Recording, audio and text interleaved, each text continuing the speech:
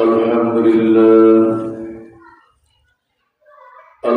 لله نحمده ونستعينه ونستغفره ونؤمن به ونتوكل عليه ونعوذ بالله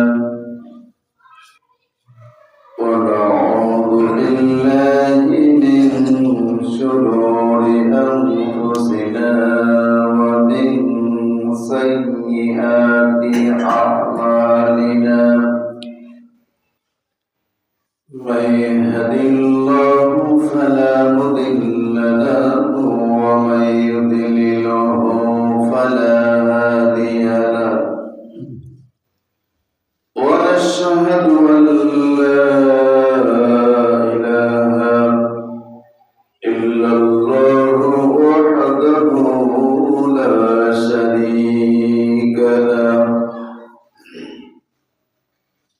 ونشهد أن سيدنا وحبيبنا ومولانا محمدا عبده ورسوله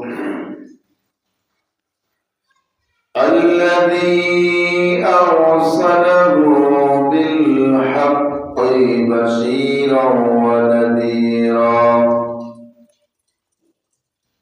وداعيا إلى الله بإذنه وسراجا منيرا فقد قال الله تعالى في كلامه المجيد والفرقانه الحميد সকলে জবান খুলে বলুন আউযু বিল্লাহি মিনাশ শাইতানির রাজীম বিসমিল্লাহির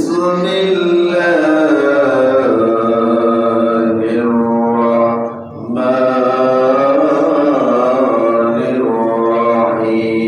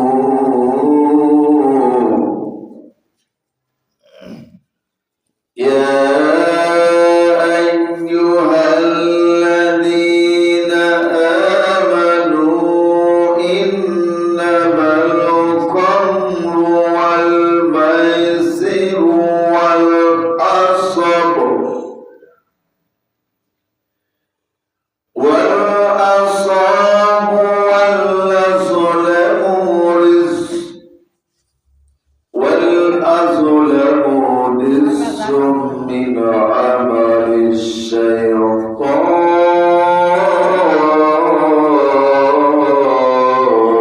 الشيطان وعمل الشيطان فاجتنبوه لعلكم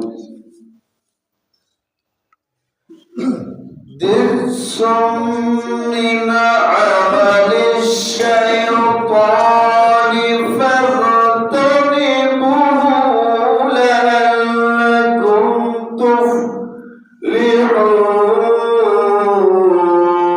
تفلحون فاجتنبوه لعلكم تفلحون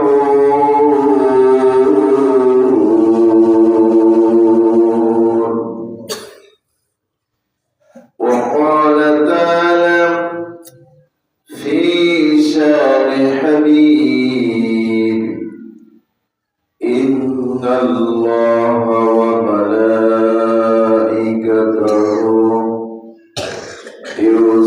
يصلون على النبي يا أيها الذين آمنوا صلوا عليه وسلموا تسليما اللهم صل على سيدنا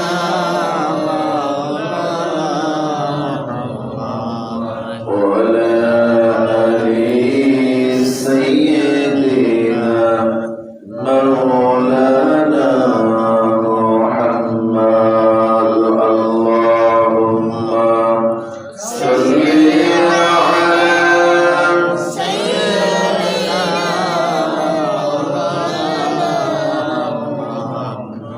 وعلى آل سيدنا مولانا بلغ العلا بكماله كشف الدجى بجماله حسنت جميع خصاله صلوا عليه وآله मुझे कुछ मिले या ना मिले मोहम्मद मिले या शरी जिसे अल्लाह मिले बला में कमालिही कशाफत दुजा बेजमालिही حسنت جميع خصاله صلوا عليه وآله মুআজ্জাজ মুহতারাম সম্মানিত ইসলাম প্রিয় দিনী ভাই এবং বাবাজিরা পর্দার অন্তরালে মা ও বোনেরা সকলকে আমার পক্ষ থেকে আন্তরিক সালাম আসসালামু আলাইকুম ওয়া রাহমাতুল্লাহি ওয়া বারাকাতুহু সর্বপ্রথম মহান রব্বুল আলামিনের দরবারে শুকরিয়া আদায় করছি যে আল্লাহ তাআলা আমাদেরকে একটি সপ্তাহ পরে পবিত্র জুমার দিনে 14 শাবান এই জুমার দিনে জুমার নামাজ আদায়ের জন্য মসজিদে আসার সুযোগ করে দিয়েছেন সেজন্য মহান রবের শুকরিয়া আদায় করি সকলে বলি আলহামদুলিল্লাহ শত কোটি দরুদ এবং সালাম পাঠ করি মানবতার বন্ধু আখিরি জামানার পয়গম্বর তিনি সর্বশ্রেষ্ঠ মানুষ সমস্ত নবীদের সর্দার সৈয়দুল আম্বিয়া আশরাফুল আম্বিয়া নবী মুকাররম মুহাম্মদ সকলে বলি সাল্লাল্লাহু আলাইহি ওয়াসাল্লাম যার আনিত বিধান মানতে পারলে মানুষ জান্নাতি সুবহানাল্লাহ যদি তার বিধানকে আমরা না মানতে পারি আমরা জাহান্নাম আল্লাহ রাব্বুল আলামিন তার জীবন বিধান মানার জন্য বলেছেন আতিউল্লাহ ওয়া আতিউর রাসূল উলুল আমরি মিনকুম আল্লাহ তাআলা বললেন তোমরা আমার আনুগত্য করো আমার রাসূলের আনুগত্য করো এবং উলিল আমর তোমাদের যে ইসলামী নেতাগুলো আছে এই নেতাগুলো যে দিক নির্দেশনা দেয় কোরআন সুন্নাহ থেকে তোমরা তাদের আনুগত্য করো আল্লাহ রাব্বুল আলামিন আমাদেরকে মহান রবের আনুগত্য করার কথা বলেছেন এই জন্য যে পৃথিবী হলো একটি দুর্গন্ধ মুক্ত যুক্ত একটি জায়গা যেখানে মানুষকে আল্লাহ তাআলা চিরকাল রাখবেন না রাখবেন। এখানে চিরস্থায়ী জায়গা নয়, চিরদিনের জন্য জায়গা নয়, এটা একটি অস্থায়ী জায়গা। আমরা দুইটা ধাপ পেরিয়ে এসেছি। একটি ধাপ হলো আলমে আরওয়াহ, যখন আমরা রূহের জগতের মধ্যে ছিলাম, ওই জগৎ পেরিয়ে এসেছি। দ্বিতীয় নম্বর হলো ভূতর মায়ের পেটের মধ্যে ছিলাম। মায়ের পেট থেকে আমরা দুনিয়াতে আসতে অস্বীকার করতাম, আলমে আরওয়াহ থেকে আসতে আমরা অস্বীকার করতাম। এই দুনিয়াতে আসার পরে এখন দেখছি দুনিয়া এত চাকচিক্যময় দুনিয়া, দুনিয়ার সৌন্দর্য, দুনিয়ার এই চাকচিক্যময় দুনিয়ার মধ্যে এসে এখন দেখছি দুনিয়াকে আমরা এমন ভাবে আঁকড়াইয়া ধরছি, এমন ভাবে চেপে ধরছি যে দুনিয়া থেকে আমাদের মনে হয় আর যাওয়া লাগবে না। কিন্তু আমাদের পূর্বপুরুষ যারা ছিল, আমাদের দাদা ছিল, দাদার বাবা ছিল, আমাদের বাবা ছিল, আমাদের পূর্বপুরুষগুলো কিন্তু আমাদের মধ্যে এখন নেই। কোথায় চলে গেছে? আল্লাহ রাব্বুল আলামিনের ডাকে সাড়া দিয়ে রবের নিকট চলে গেছে। হয় তারা জাহান্নামী হয়ে গেছে, নইলে জান্নাতি হয়ে গেছে। ঠিক না বেটা? মৃত্যুর পরের জায়গা হলো দুইটা। কয়টা? দুইটা। একটি হলো জাহান্নাম, আরেকটি হলো জান্নাত। জাহান্নামে মানুষ কেন যাবে? আমি যে কথা বললাম আপনাদের সামনে পয়েন্ট আকারে আলোচনা করতেছিলাম, জাহান্নামে যাওয়ার হলো 11টি কারণ। রাসূল করিম সাল্লাল্লাহু আলাইহি ওয়াসাল্লামকে আল্লাহ তাআলা বর্ণনা করতে বলেছেন মানুষের মধ্যে। মৌলিক কারণ হলো 11টি, তারপরে আরো কারণ রয়েছে। যে 10 নম্বর কারণের কথা বলতেছিলাম গত জুমায়, 10 নম্বর কারণ হলো মদ পান করা, নেশা করা। যারা নেশা করবে, রব্বুল আলামিন বললেন তারা জান্নাতে যেতে পারবে না, তারা জাহান্নামে যাবে। দেখা গেছে আমাদের পূর্বপুরুষদের মধ্যে অনেকেই নেশাগ্রস্ত ছিল, গাঁজা খেত, মদ খেত, জুয়া খেলত, খারাপ কাজের মধ্যে জড়িত ছিল। তারা দুনিয়া থেকে বিদায় হয়ে চলে গেছে। আল্লাহর কোরআন সাক্ষী, রাসূল করিম সাল্লাল্লাহু আলাইহি ওয়াসাল্লামের হাদিস সাক্ষী, যারা এই কাজগুলো করতে করতে মারা গেছেন, তওবা করার সুযোগ পাননি, তারা রবের জাহান্নামে তাদের ঠিকানা হয়ে গেছে। আমরা এখন যারা জীবিত রয়েছে, আমরা কি জাহান্নামে যেতে চাই না জান্নাতে যেতে চাই? আমরা জান্নাতে যেতে চাই। জান্নাতে যেতে চাইলে আমাদের এই কাজগুলো এখান থেকে বের হয়ে আসতে হবে। আল্লাহ রাব্বুল আলামিন বলেন, ইয়া আইয়ুহাল্লাযীনা আমানু ইন্নামাল খামরু ওয়াল মাইসিরু ওয়াল আসওয়াবু ওয়াল আসলামু রিজসুম মিন আমালিশ শাইতানি ফাজতানিবুহু লাআল্লাকুম তুফলিহুন। আল্লাহ রাব্বুল আলামিন পৃথিবীর ইমানদার, মুমিন, মুত্তাকিন বান্দা বান্দীদেরকে ডাক দিয়ে বলছেন, মদ, জুয়া, হিরোইন, গাঁজা, ফেন্সি শুধু পুরুষই খায় না, মেয়ে মানুষও খায়। ঠিক না বেটি? এগুলো অনেক মেয়ে মানুষও সেবন করে, আমরা দেখেছি।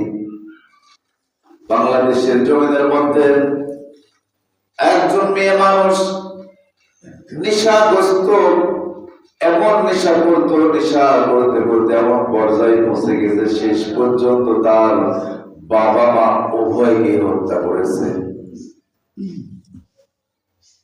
নেশা করতে করতে এমন পর্যায়ে পৌঁছে গিয়েছিল যে নেশা করার জন্য তার নিজের বাবা মাকে হত্যা করেছিল একটি মেয়ে। তাহলে নেশাখোর পুরুষও হয়েছে, নেশাখোর মহিলারাও হয়েছে। আল্লাহ রাব্বুল আলামিন ছেলে এবং মেয়েদের উভয়কে ডাকতে বলছেন, হে মুমিনগণ, নিশ্চয় মদ এবং জুয়া প্রতিমা, বেদি এবং ভাগ্য নির্ধারক স্বরসমূহ ঘৃণ্য বস্তু, শয়তানের কাজ। সুতরাং তোমরা সেগুলো বর্জন করো, তোমরা যেন সফল কাম হতে পারো। কার কথা? জোরে কার কথা? কতগুলো আল্লাহর কথা। যদি এই কাজগুলো আমরা বর্জন করতে পারি, আল্লাহ তাআলা বললেন, তাহলে তোমরা সফল কাম। যদি রব্বুল আলামিন বলেন যে এগুলো সফল কাম, তাহলে এর মধ্যে কোনো সন্দেহ আছে? আর যদি এর সাথে আমরা জড়িয়ে যাই, তাহলে কিন্তু আমাদের সামনেকার রাস্তাটা, সামনেকার যে পথটা, সামনেকার আমাদের যে জায়গা হবে, সেই জায়গা হবে নিদারুণ কষ্টের জায়গা। কষ্ট আর কষ্ট, কষ্ট আর কষ্ট, এত কষ্ট ভোগ করা লাগবে। সম্মানিত ভাইরা আমার, এই জন্য আমরা জোয়া ছেড়ে দিব, মদ পান করবো না, গাঁজা খাবো না, হেরোইন খাবো না, নেশা দ্রব্য যত বস্তুগুলো রয়েছে আল্লাহ রাব্বুল আলামিন যেগুলো হারাম করে দিয়েছেন, সেগুলো আমরা পান করবো না। যদি এগুলো আমরা বর্জন করতে পারি, রব্বুল আলামিন বললেন, লাআল্লাকুম তুফলিহুন, তাহলে তোমরা সফল কাম হবে যদি এগুলো বর্জন করা যায়। আল্লাহ রাব্বুল আলামিন বললেন, যেমন একটি সময় মদ খাওয়া হারাম তখন হয় নাই, মদের হারামের তখন আয়াত নাযিল হয় নাই। হযরত আলী রাদিয়াল্লাহু আনহু মাগরিবের নামাজ আদায় করতে গিয়ে সূরা কাফিরুন ভুল করে ফেলেছেন। সূরা তেলাওয়াত করতে করতে ভুল করে ফেলে দিয়েছেন। আল্লাহ রাব্বুল আলামিন তৎক্ষণাৎ আয়াত নাযিল করে জানাই দিলেন, ইয়া আইয়ুহাল্লাযীনা আমানু লা তাকরাবুস সালাতা ওয়া আনতুম সুকারা। হে ইমানদার বান্দা-বান্দীরা, তোমরা নেশাগ্রস্ত অবস্থায় তোমরা নামাজের ধারে কাছেও যেও না। যখন তোমরা নেশা করবে, মাতাল হয়ে যাবে, তখন তোমরা নেশা করার পরে নামাজের ধারে কাছে যেও না। এই আয়াত নিয়ে অনেকেই ঠাট্টা বিদ্রুপ করে অনেকে এরকম কথা বলে, আল্লাহ তাআলা নামাজ আদায় করতে নিষেধ করেছেন। আল্লাহ নামাজ আদায় করতে কখন নিষেধ করেছে? মানুষ যখন মাতাল হয়ে যায়। কিন্তু আল্লাহ রাব্বুল আলামিন যখন এই আয়াতে কারিমা নাযিল করে দিলেন, ইয়া আইয়ুহাল্লাযীনা আমানু ইন্নামাল খামরু ওয়াল মাইসির, হে মুমিনগণ, নিশ্চয় মদ এবং জুয়া প্রতিমা, বেদি এবং ভাগ্য নির্ধারক। অনেকে আমরা লটারি করি ভাগ্য বদলানোর জন্য, লটারি ধরুন, একে বলা হয় ভাগ্য নির্ধারক। এই লটারি করা জায়েজ নেই, কিন্তু এগুলো এখন মাইকিং করে, গ্রামে গ্রামে মাইকিং করে এই লটারি বিক্রি হচ্ছে। আমরাও কিনি, যদি 10 টাকার বিনিময়ে বেঁধে যায় একটি মোটর সাইকেল, যদি বেঁধে যায় সাইকেল, যদি বেঁধে যায় একটি ঘড়ি, ঠিক না বেঠিক? এগুলো করতেছি, কিন্তু এগুলো জায়েজ নেই। আল্লাহ তাআলা এটা কোরআনুল কারীম দ্বারা, কোরআন দিয়ে এগুলোকে হারাম করে দিয়েছেন। এগুলো ভিন্ন, এগুলো ঘৃণ্য বস্তু, এগুলো শয়তানের কাজ। সুতরাং তোমরা সেগুলো থেকে দূরে থাকো। কার কথা? এগুলো থেকে আমাদেরকে দূরে থাকতে হবে। হাদিস কি বলে আমরা দেখি। হযরত আনাস রাদিয়াল্লাহু তাআলা হতে বর্ণিত, রাসূল সাল্লাল্লাহু আলাইহি ওয়াসাল্লাম বলেন, মদের সাথে সম্পর্ক রাখে এমন 10 শ্রেণীর ব্যক্তির উপর লানত করেছেন, আল্লাহ তাআলা 10 শ্রেণীর ব্যক্তির প্রতি লানত করেছেন যারা মদের সাথে জড়িত। আবার তো আমাদের দেশে তো মদ চলে না, আমরা শিল্পে বেঁচে আছি। মদের লাইসেন্স দেওয়া হয়েছে, মদের লাইসেন্স দেওয়া হয়েছে, যেটা আল্লাহ তাআলা হারাম করেছে, আর আমরা ক্ষমতা পাওয়ার পরেই সেগুলোকে জায়েজ করে দিয়েছে।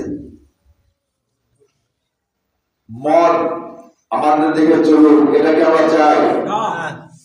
যারা মুসলমান তারা কখনো চাইবে না মদ চালু থাক। আবার অনেকে ব্যাখ্যা দেয় যারা মলমূত্র পরিষ্কার করে থাকে, টয়লেট পরিষ্কার করে থাকে, তারা কি করবে?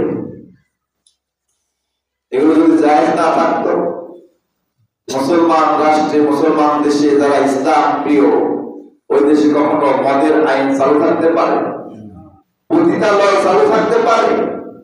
এগুলো চালু থাকলে আল্লাহর রহমত সে দেশের মধ্যে বর্ষণ হবে না। সম্মানিত ভাই আমার, এই 10 শ্রেণীর মানুষ কারা?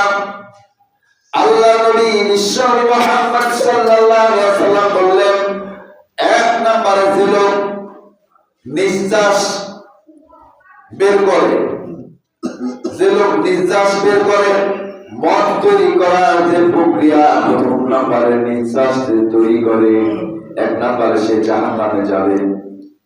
2 নম্বর প্রস্তুতকারক, 3 নম্বর পানকারী, 4 নম্বর যার জন্য আমদানি করা হয়, 5 নম্বর আমদানিকারক, 6 নম্বর যে মদ পান করায়, 7 নম্বর বিক্রেতা, 8 নম্বর ক্রেতা, 9 নম্বর সরবরাহকারী, 10 নম্বরে লভ্যাংশ ভোগকারী। ইবনে মাজাহ। আল্লাহ নবী বললেন, এই 10 শ্রেণীর মানুষই জাহান্নামে যাবে। শুধু মদের সাথে জড়িত থাকা অপরাধে এই 10 শ্রেণীর মানুষ কোথায় যাবে? ধরে বললে কোথায় যাবে? না জান্নাতে যাবে? এই 10 শ্রেণীর মানুষ জাহান্নামে যাবে, যারা মদের সাথে এরকম বিক্রেতা, ক্রেতা, আমদানিকারক, বাজারজাতকারক, যারা ক্রয় করে, ক্রেতা, এরা যাবে জাহান্নামে।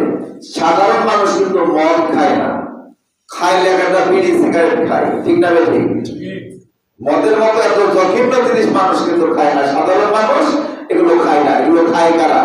যাদের অঢেল টাকা পয়সা, ধনী লোকের ছেলে, ছেলেকে খুব ভালোবাসে, ভালোবাসতে ছেলে মদ, জুয়া, হিরোইন, ফ্যান্সি ইত্যাদি নেশাগ্রস্ত হয়ে যায়, ঠিক না বেশি? এজন্য সম্মানিত হাজির, সন্তানদেরকে ভালোবাসেন, ভালোবাসতে নিষেধ নেই, সন্তানদেরকে আদব কায়দা শেখান।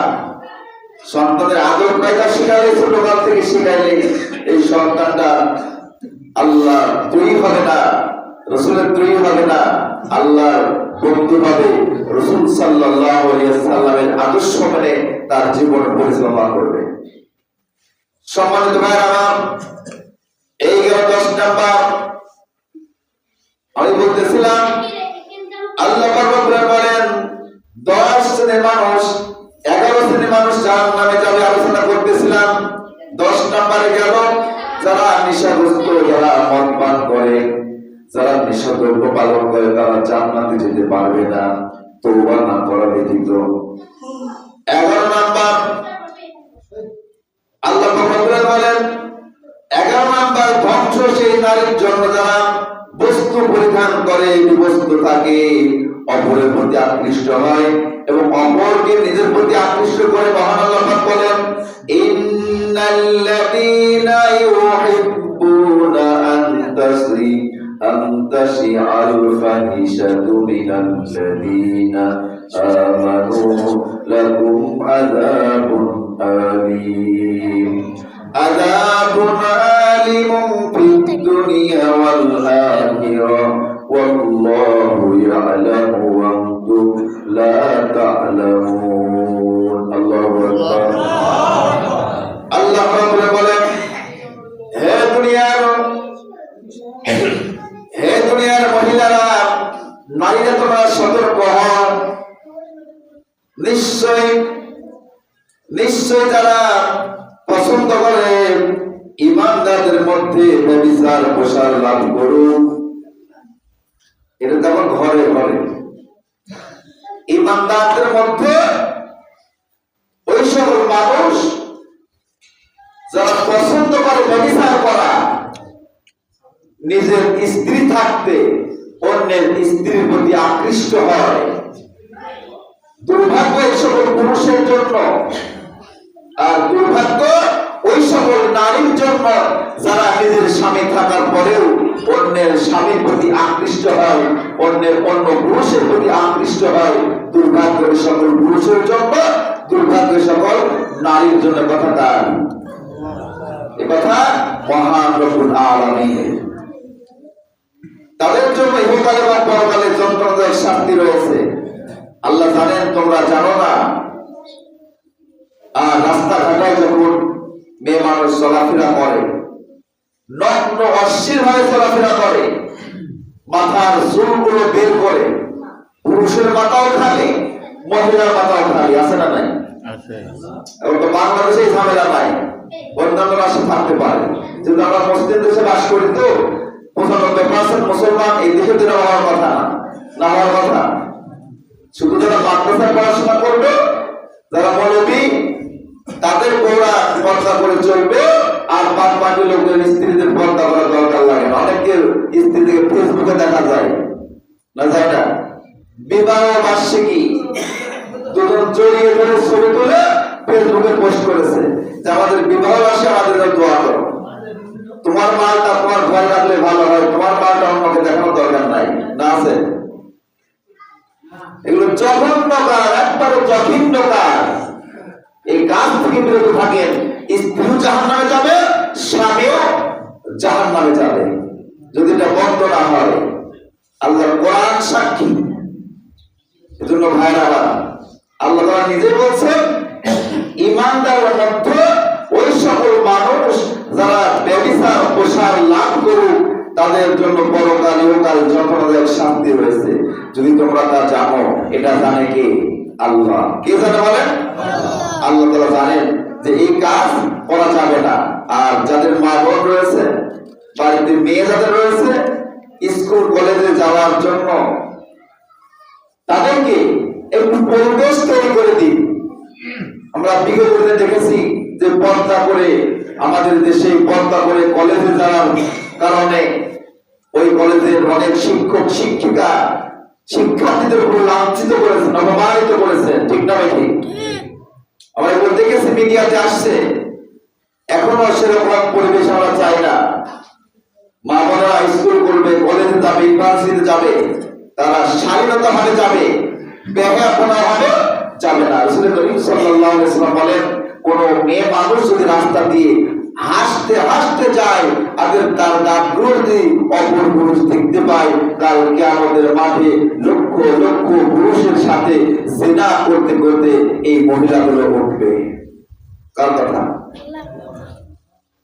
তাহলে আজকে রাস্তাঘাটায় চলাফেরা করতে গেলে ঈমান নিয়ে চলা বড় দুষ্কার।